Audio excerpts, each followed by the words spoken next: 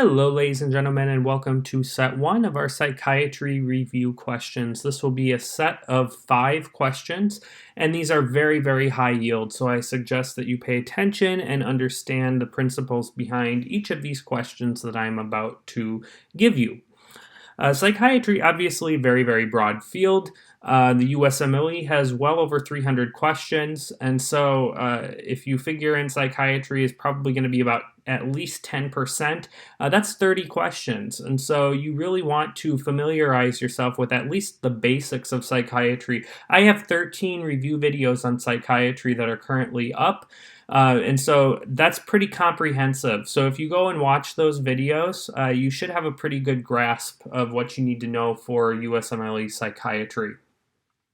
Definitely have a focus yourself on the mood disorders, psychotic disorders, and anxiety disorders. That's going to be the bulk of what you're going to be asked. USMLE likes to throw in maybe 1 or 2 personality disorder questions, some child psychiatry, maybe a sleep disorder question, and obviously they like psychopharmacology as well. So I address all those in my psychiatry lectures, and so these questions really just solidify that. If you haven't had the opportunity yet, please consider subscribing to my Patreon page at www.patreon.com/pwbmd. You can get there by clicking the link below in the description of the video or on the I button on the upper right-hand corner of your screen, and it should link you up. If you consider chipping in $1 a month, little bit goes a very long way to help keep these videos free. And if you subscribe, you'll have access to some of my premium videos in which I go over case studies, how to formulate differential diagnosis, treatment plan, things that will come in handy for you for step 3 and for clinical practice. So thank you very much in advance for your consideration. All right, let's start out with question 1. We have a 28-year-old man who was admitted to the psychiatric unit 5 days ago after bystanders found him standing on the ledge of a bridge. Since his medication regimen was altered upon arriving, he is now complaining of diarrhea, dry mouth, increased urination, and a quote-unquote weird taste in his mouth. Physical examination is remarkable for a fine intention tremor of the hands. Which of the following medications is most likely responsible for his symptoms? A. Lithium, B. Olanzapine, C. Quetiapine, D. Fluphenazine, E. Carbamazepine, or F. Sertraline. I like how B through F all rhyme, huh?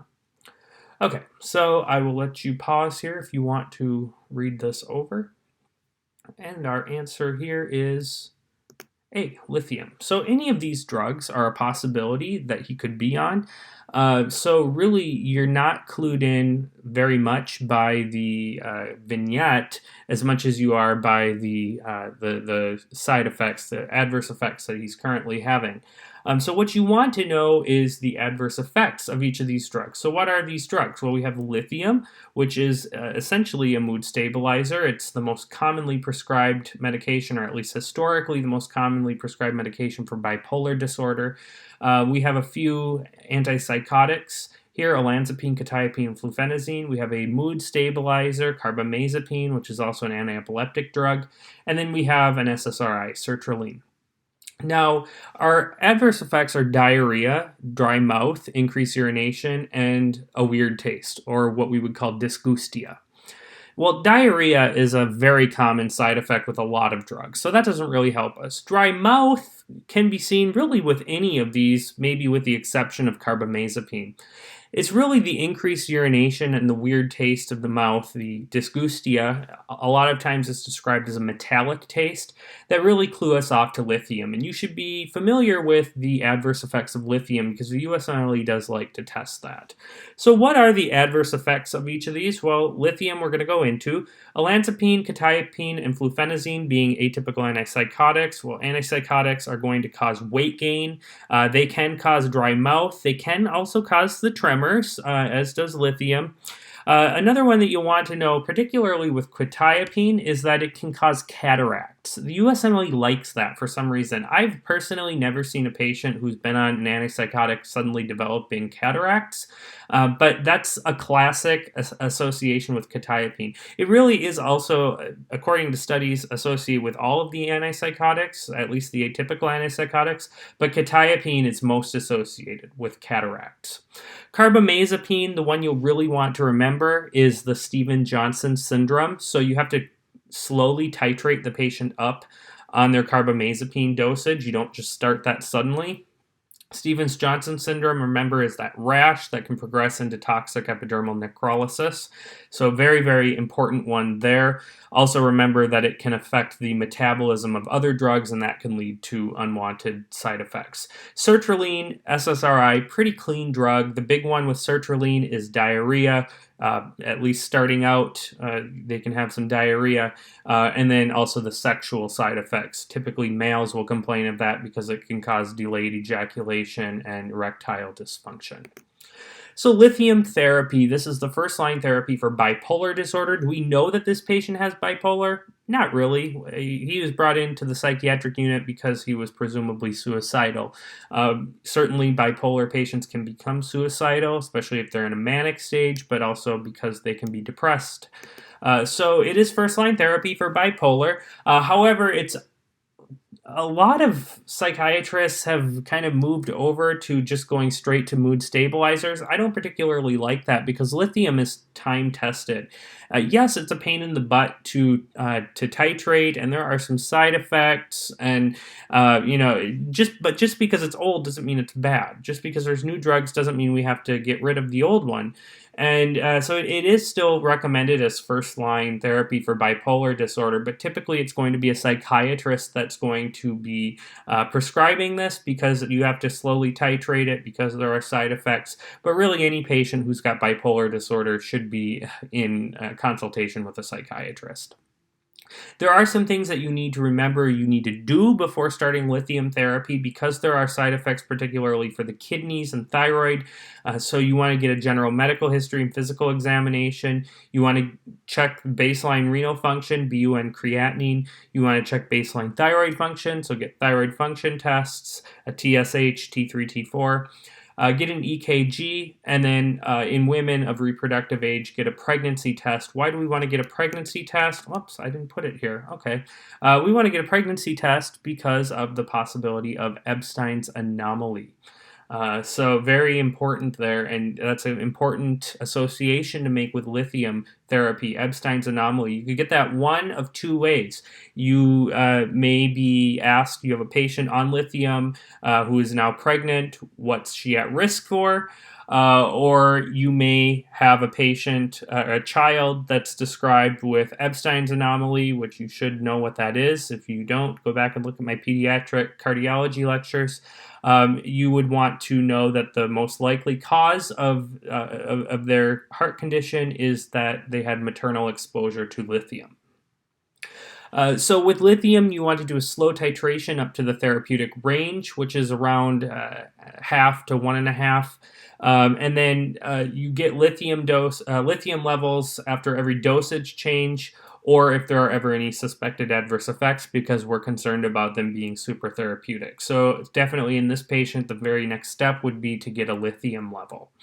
Monitoring, you'll get lithium levels no matter what every 6 months. You'll also check their renal and thyroid functions.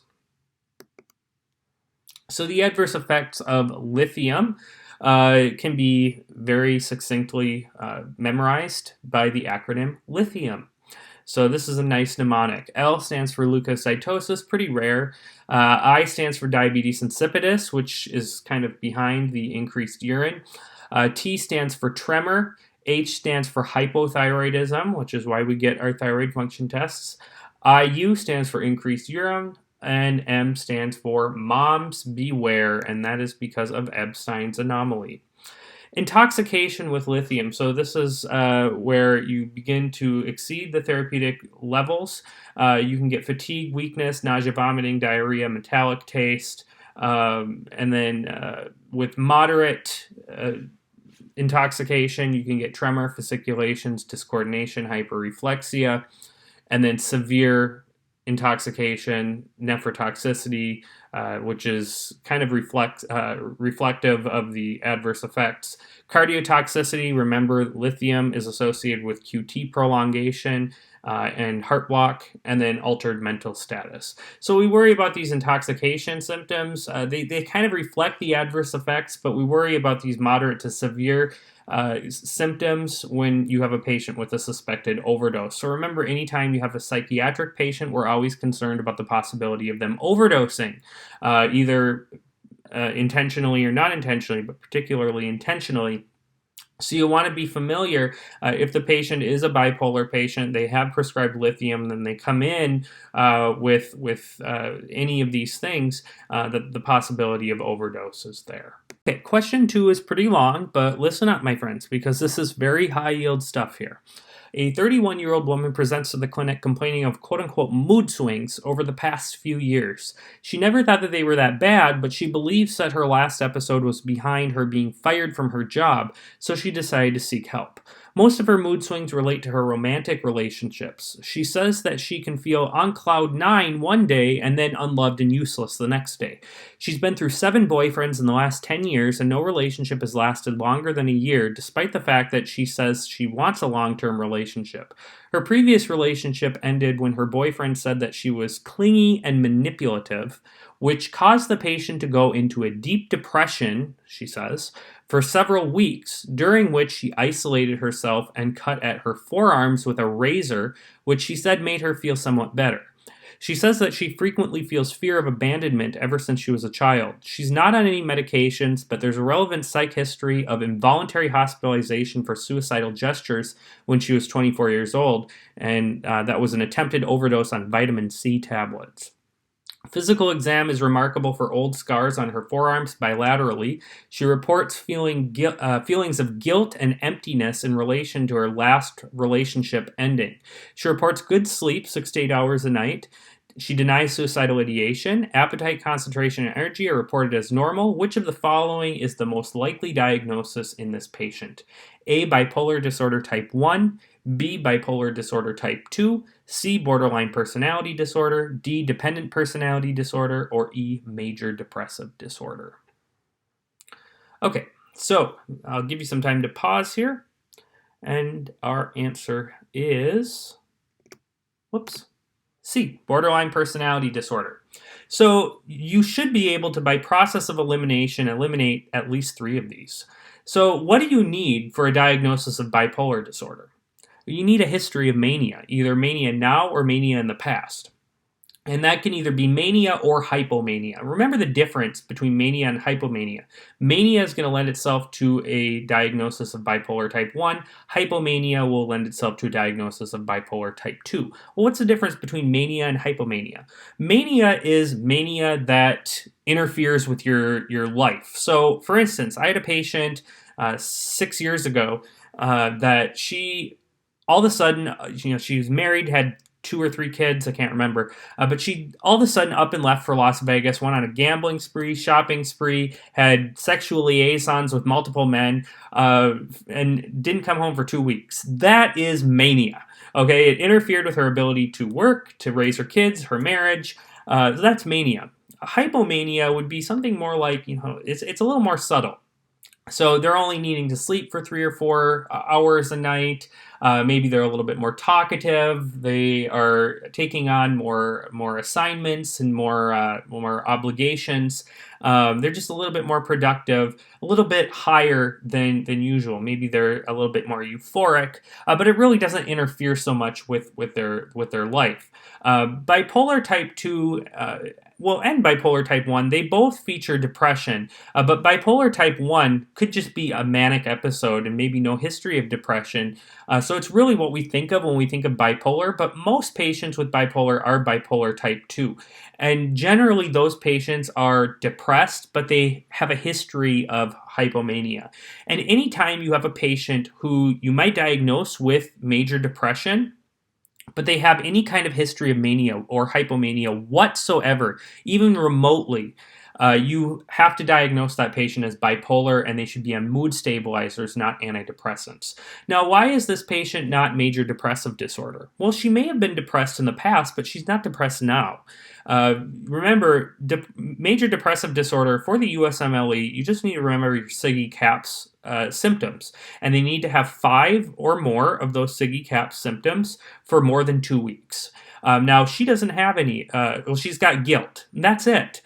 She's not suicidal ideation. She's got good sleep, appetite, concentration, energy are all normal. She is not depressed. So we do not diagnose major depressive disorder in this patient. For USMLE, just remember SIGI CAPS for depression, and if they've got 5 or more of those for more than 2 weeks, it's major depressive disorder. Unless they have a history of mania or hypomania, even if it's not now, then that would be a diagnosis of bipolar type 1 or bipolar type 2. So really, we're between borderline and dependent personality disorder.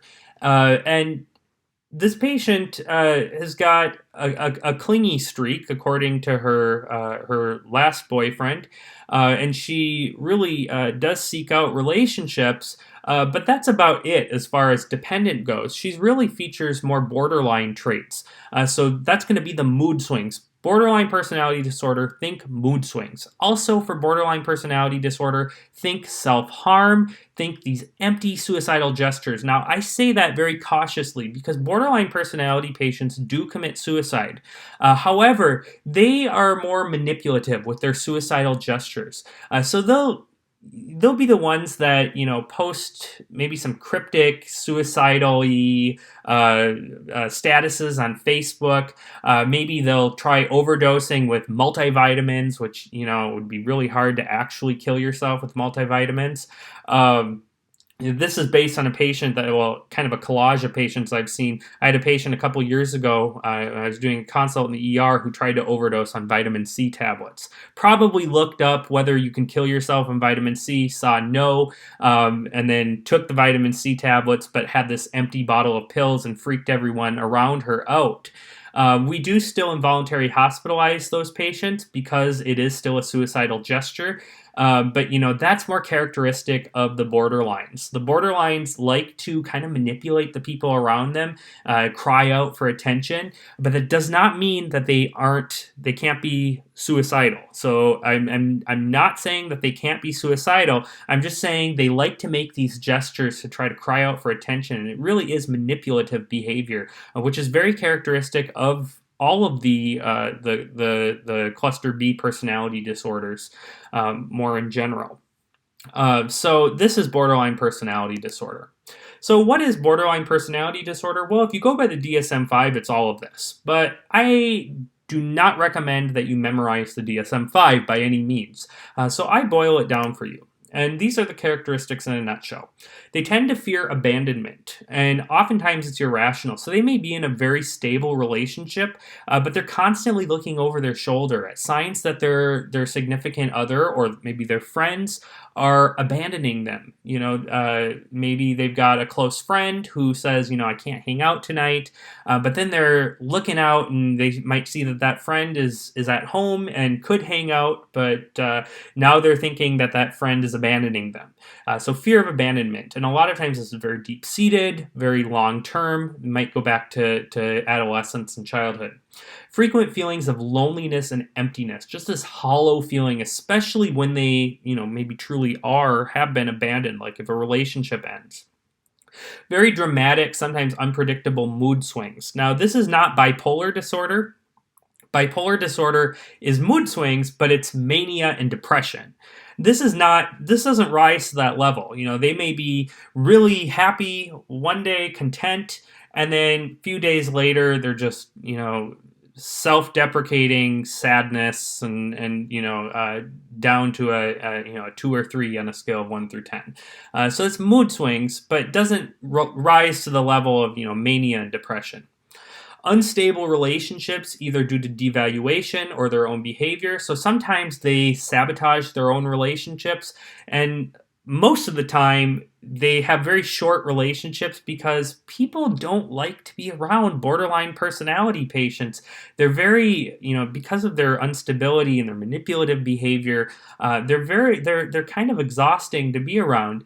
And I say that with all gentleness. They're not bad people, but they're exhausting to be around with some of their behaviors. Impulsivity is very common. Suicidal gestures, as we talked about. A lot of times more manipulative suicidal gestures, crying out for attention. Sometimes you might think of something like they turn the car on and they open the garage door a little bit so that they're not going to kill themselves, but they make it look like it. Or maybe they'll take and this is all based on patients I've actually seen. They'll take a picture of an empty bottle of pills and send it to 10 of their friends, and really just crying out for attention, but not actually doing any serious suicidal gestures. Again, they might actually commit suicide, so you can't. I'm not saying that they're always empty suicidal gestures. I'm just saying that that's very typical of the borderline personalities. And then non-suicidal self-harm, very stereotypically cutting, but I've seen a lot of borderline personalities that don't engage in cutting, but I put that in here because on the USMLE, they really love to throw the cutting as the non-suicidal self-harm, but it can be a lot of different things. So non-suicidal self-harm. Remember that personality disorders, what they are, they're sustained, pervasive patterns of behavior that affect a person's ability to function. However, they're very egosyntonic. So patients are not going to come in complaining of, oh, gee, my personality is kind of off and I think it might be causing my problems at work. No, what they're going to come in with is, I've been having all of these problems that I don't really understand why all of this stuff is happening to me. And then when you talk to them and you talk about their relationships and you talk about how they approach their problems, you realize, wow, there is some problems in how this person is approaching life. And then you ask them about that and they say, well, no, I'm fine. The problem is the rest of the world. They don't see a problem with themselves because this is part of their personality. They don't see a problem with it. Very egosyntonic. Also remember that not everyone with a personality disorder has all the characteristics. So for borderline personality disorder, they only need to have 5 or more of these. They don't need to have all of them. So no one personality disorder looks like all the rest of them in that class of personality disorders. So some interesting facts about borderline personality, and this is not going to come up on the USMLE, but it might be nice for you to know. The prevalence is estimated between 1.6 and 5.9%. So pretty common, but it's as high as 20% among psychiatric inpatients. And probably that's due to the fact that a lot of the inpatients in psychiatric units are suicide attempts. And so that's typically going to be common in the psychiatric unit. Diagnosis in women outnumbers men 3 to 1. I have no idea why. 5 times more common among first-degree relatives. So there's possibly some genetic or environmental component. And I should just add here that with any personality disorder, there's a very high comorbidity with other psychiatric disorders, particularly major depression. So that may be another reason why the patient comes in. They come in depressed, or they come in bipolar, or they come in with some other kind of personality or some other kind of psychiatric disorder, and the personality disorder is kind of a conjuncted diagnosis. So differential diagnosis for borderline personality disorder. Mood disorders like major depressive disorder or bipolar affective disorder can coexist. Remember that the mood disorder, if it's diagnosed, should take precedence over the personality disorder. Why? Because we treat those pharmacologically. So that really should be your primary diagnosis, but you'll never get a test question on the USMLE where you got a patient that satisfies the criteria for major depressive disorder and satisfies the criteria for borderline. You have to choose between the two because they have both. But in real life, you need to sniff out the mood disorder if it's there, because that's treated pharmacologically as well as with psychotherapy. Substance use disorders, again, often coexists with personality disorders, and there's certainly an increased risk for substance abuse in borderline personality. But personality disorders are prolonged patterns, whereas symptoms related to substance use are more acute. So if it's in question, if you don't know if this patient has a personality disorder or substance use, obviously the way to differentiate that is a urine tox screen. Other personality disorders, this is where it can get a little bit difficult. So the manipulative behavior in borderline personality is shared with other cluster B disorders. So that includes things like antisocial and narcissistic personality disorders. Typically, the patients that are antisocial or narcissistic, they tend to be manipulative for personal gain, whereas patients with borderline personality, they tend to be manipulative more for comfort. So they want to sustain their relationships, keep people close, they want attention. That tends to be more borderline, whereas patients who are antisocial or narcissistic a lot of times are manipulative in the workplace or manipulative in their personal affairs where they can get something out of it, some kind of material gain. Fear of abandonment, again, very characteristic of borderline. And that's shared with dependent personality disorder, which was one of our answer choices. The question really is how the patient reacts to abandonment. So patients with dependent personality disorder, if they're abandoned, they tend to double down on their appeasement and submissiveness, find somebody, another relationship, just glom onto somebody else, be very submissive, do whatever they want to try to sustain that relationship. Whereas the patient with borderline, they kind of turn inward, become very depressed, very empty, very angry. They may resort to that self-harm. Big one here. The treatment for borderline personality disorder is dialectical behavioral therapy. This will come up on the test with a borderline personality disorder question because this is very, very, very ingrained, very time-tested therapy for borderline personality. Dialectical behavioral therapy. Remember that. Okay, question 3. We have a 72-year-old woman being brought to the clinic by her daughter who's concerned because the patient is developing worsening problems with visual hallucinations. She frequently sees people or animals in the room that aren't there. The patient denies anything being wrong, but says that, quote-unquote, maybe this is true. 1 year ago, the patient was diagnosed with Parkinson's disease, for which she was placed on levodopa-carbidopa, which has significantly improved related symptoms. There's no recent history of head injury, there's no other significant symptoms, and the patient has otherwise been healthy. She currently lives with her daughter due to some functional impairment. Neurological examination and mental status examination are unremarkable. Which of the following medications would be most appropriate to address this patient's presenting symptoms?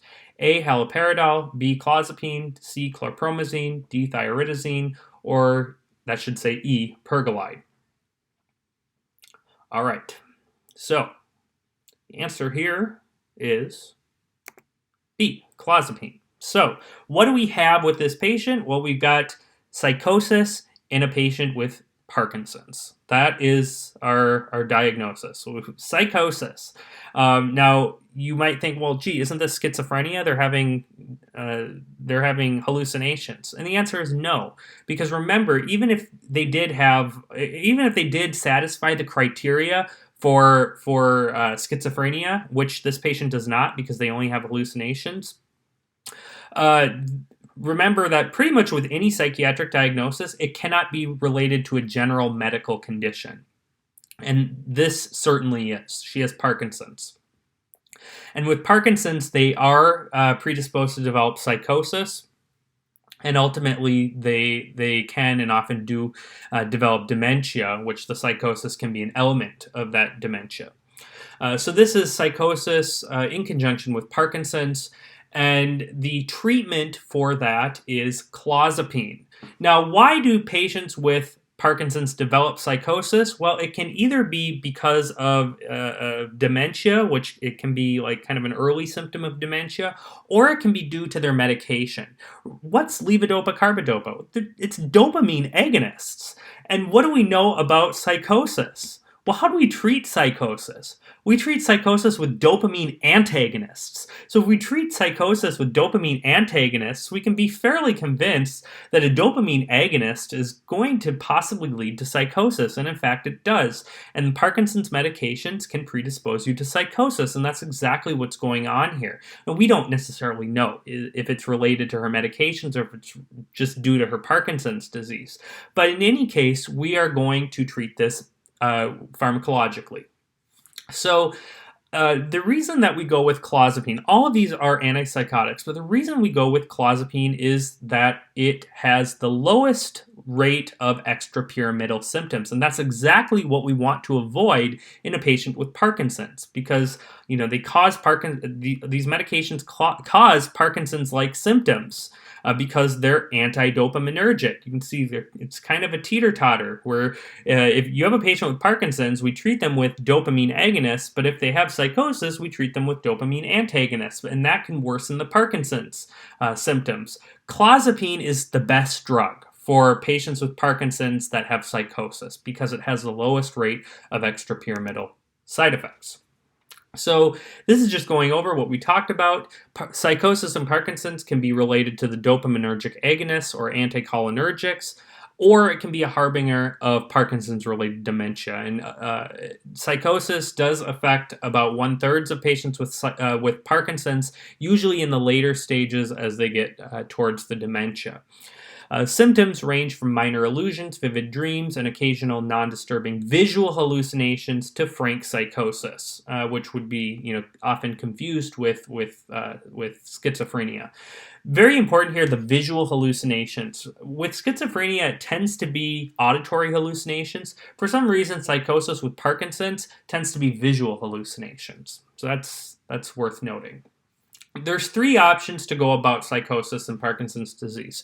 1, you can titrate down or withdraw agents that are less effective than levodopa carbidopa. So if they're on something else, you can lower the dose or get rid of that. That might bring them out of psychosis. They may be overtreated. You can titrate down the levodopa carbidopa if possible, but we don't really like to do that because this is a very effective medication for Parkinson's. And so if you titrate that down, you run the risk of worsening their Parkinson's symptoms.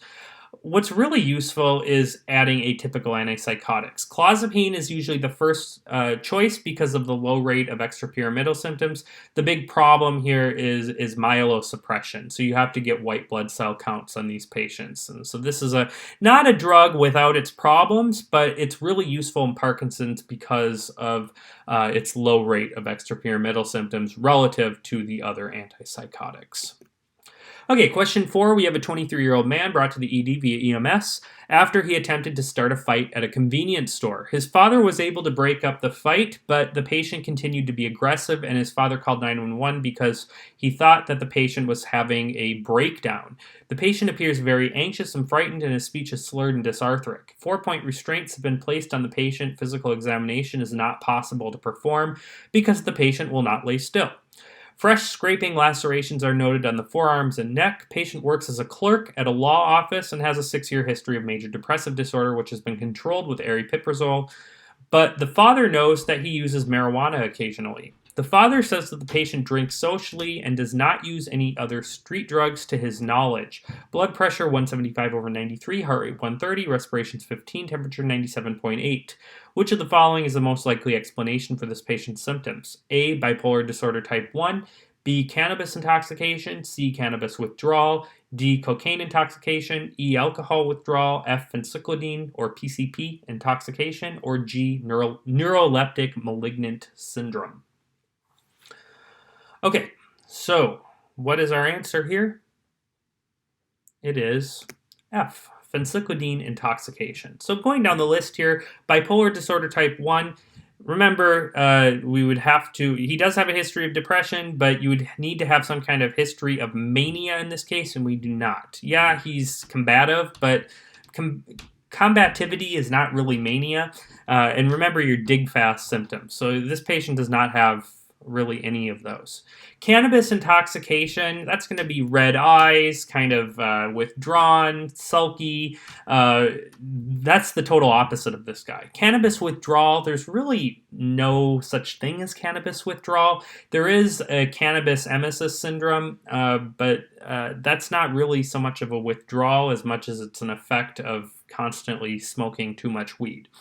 Cocaine intoxication, they're going to have constricted pupils. They're going to be really hyper, but they tend to not be so much combative. And it would be unlikely in this patient because they just don't tend to get very aggressive and like this. Alcohol withdrawal tends to be seizures, anxiety, but really not combativeness. Not so much behavioral issues with cocaine intoxication and alcohol withdrawal. Neuroleptic malignant syndrome, not likely. He's on aripiprazole. It's a pretty gentle antipsychotic. And neuroleptic malignant syndrome tends to be fever and rigidity, and we don't see that in this patient. Okay, so this is phencyclidine intoxication. Phencyclidine is PCP. It's an NMDA receptor antagonist, and it is abused for its hallucinogenic properties. It's also known as angel dust, whack, and other local names. Typically, it's smoked, but it can be taken orally, snorted, or injected. It's very commonly mixed with other drugs. Now, you're getting drugs off the street. You have no idea what's in them, so the patient may not actually say that they're on any drugs when, in fact, they might be on cocaine or marijuana, and it's laced with something else. So it's commonly taken unknowingly in place of LSD or marijuana. Now, can you rely on, I should go back here, can you rely on dad to say whether the patient is on any other street drugs? No, because patient could be hiding it, or, it might be laced in his marijuana and he didn't know himself. So PCP has a pretty rapid onset and also a long half-life. Mild intoxication can cause euphoria, feeling of numbness, not really anything that you're going to see clinically. Moderate intoxication can cause this detachment from surroundings, distortion of body image, combativeness, unusual feats of strength, dizziness, and you can get this retracted upper eyelid with a blank stare. And severe intoxication, you see seizures, coma, hypertensive crisis, psychosis, and death. So the physical signs of PCP intoxication are what we see in this patient. So hypertension, tachycardia, increased respiratory rate. Yeah, you can see that with cocaine intoxication, but you don't see the combativeness so much with cocaine intoxication, behavioral changes. Cocaine intoxication tends to be mostly just physiological. Maybe they got the jitters, but it's not so much behavioral. Ataxia, dysarthria, nystagmus, hyperreflexia, pretty nonspecific symptoms. So here is a list of drugs of abuse and some of the signs of intoxication and withdrawal and how we manage it. With PCP, it's going to be pretty much supportive therapy. So you're going to have similar symptoms to the hallucinogens with hallucinations, slurred speech, but they can also get these physiologic symptoms of hypertension, tachycardia, and aggression, which you're not going to see with the other hallucinogens. Again, really differentiating this from cocaine, where you pretty much just have physiologic symptoms, maybe some anxiety and talkativeness, but not the combativeness that you see in PCP. And you may have seen PCP intoxication in the news where, you got this guy who's just rabid and bites a person's arm off, or, tries, and people are like, oh, zombies. No, it's PCP intoxication. Okay, question 5. We have a 47-year-old woman who's hospitalized after an emergent laparoscopic cholecystectomy, which was converted to an open procedure. Her vitals are currently stable, but you note on her medical chart that she has a 10-year history of alcohol abuse, and at her last visit, she says that she drinks about 10 to 12 drinks per day. Liver function tests are mildly elevated. There's no significant medical history. Which of the following interventions would be appropriate at this time? A, chlordiazepoxide, B, lorazepam, C, haloperidol, D, phenytoin, or E, phenobarbital. All right, our answer here is A, chlordiazepoxide or Librium. So what do we have here? We have an alcoholic who's in the hospital. And what are we worried about? Is she going to be drinking in the hospital? Well, we really hope not. So what we're worried about, we got an alcoholic, long-term alcoholic, who is now not drinking. We're worried about delirium tremens. And so what do we do? Well, we don't ever want an alcoholic to just quit cold turkey. That's a really bad idea. So that's why we put those patients in a treatment setting. Now, because she's in the hospital, she's not going to be drinking, we need to do something to keep her from going into delirium tremens. And so what do we want to give her? Well, we want to give her a benzodiazepine. So haloperidol is absolutely out. That's an antipsychotic. It's going to lower the seizure threshold, so that is absolutely out. Phenytoin and phenobarbital are good for preventing seizures, but they're not good for preventing delirium tremens.